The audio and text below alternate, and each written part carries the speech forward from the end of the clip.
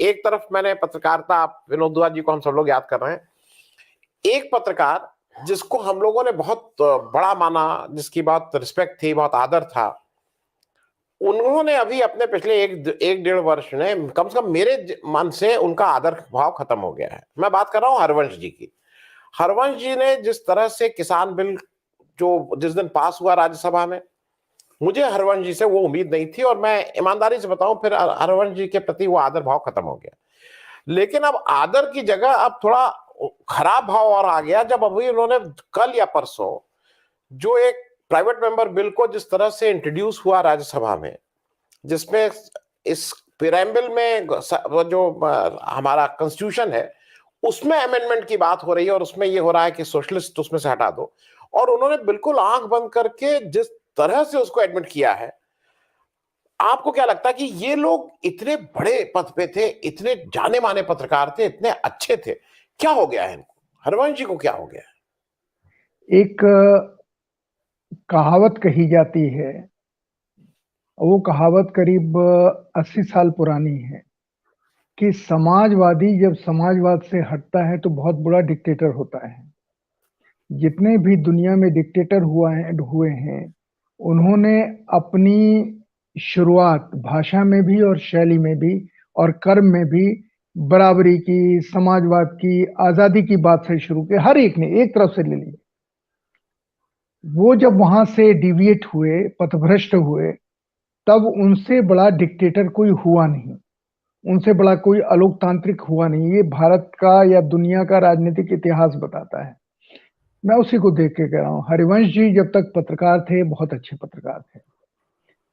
हमने साथ काम किया है। हरिवंश को मैंने बीएचयू में पढ़ते हुए देखा है। हरिवंश जी हमारी इज्जत भी करते हैं, जब मिलते हैं तो बहुत आदर सम्मान देते हैं। वो चंद्रशेखर जी के साथी थे जिनसे उन्होंने समाजवाद सीखा। चंद्रशेखर जी तो कभी समाजवाद उन्होंने छोड़ा नहीं, उनकी उनके जीवन में रच बस गया, लेकिन उनके साथ रहे हरिवंश जी ने उस समाजवाद को छोड़ दिया, और छोड़ने के बाद आज वो जितनी ज्यादा घृणित काम कर रहे हैं, इसकी सिर्फ दुख व्यक्त किया जा सकता है, आलोचना की जा सकती, क्योंकि उनसे ज्यादा गंदे काम तो मीडिया में जो हमारे आपकी तरह से एंकर हैं, जो स्टार एंकर या लड़के हों या लड़की हों, वो क्या कर रहे हैं।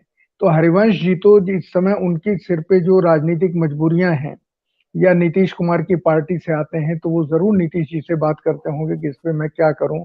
अब नीतीश जी उनको जो सलाह देते हों, अगर नीतीश जी ने ये सलाह नहीं देते हैं तो फिर वो अपने भविष्य का रास्ता देख रहे हैं कि अगर नीतीश जी के यहाँ से मैं अलग भी जाऊं, जो मुझे लगता है, तो मैं भारतीय जनता पार्टी में किस तरह रच खप सकता हूं। तो हरिवंश जी के बारे में कहते हुए मुझे ये दुख होता है। लेकिन पत्रकार हरिवंश और राजनीतिज्ञ हरिवंश, ये एक दूसरे के बिल्कुल विपरीत ध्रुव हैं। एक ही व्यक्ति में दो चीजों को आप देख सकते हैं।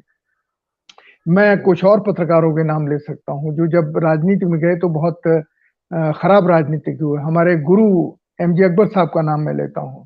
जब वो पत्रकार थे, आज भी पत्रकारिता का जब जिक्र होता है, एमजे अकबर से बेहतर पत्रकार मुझे नहीं नजर आता है, जो हवा में सूंघ करके खबरों को निकाल लेता था। एमजे अकबर साहब का और इंस्टीट्यूशन पूरा, उनको सैल्यूट करते हैं। लेकिन वही अकबर साहब जब राजनीति में आए, चाहे वो पहले कांग्रेस के साथ थे तो उतने खराब राजनीतिज्ञ थे, और जब आज वो भारतीय जनता पार्टी के साथ हैं, तब भी वो बहुत खराब राजनीतिज्ञ हैं।